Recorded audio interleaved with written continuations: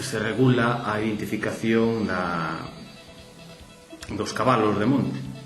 Un Real Decreto que equipara o cabalo de monte, o cabalo bravo, ao que é un animal doméstico.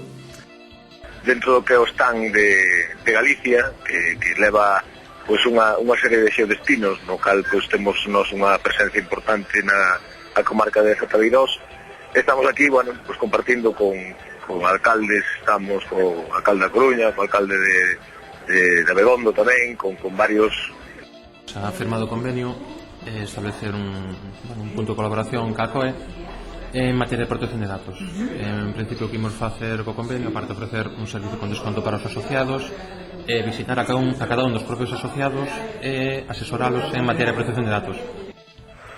Bueno, pues sí, como xa ben dixen en outras ocasións, a pesar das dificultades que se está a ter en este momento pola crisis, pois eu creo que hai que seguir apostando, para poder apostar pois hai que estar presente, como non pode ser de outra maneira, pois nos eventos que haxa a nivel de España, aparte do que nós facemos na propia estrada.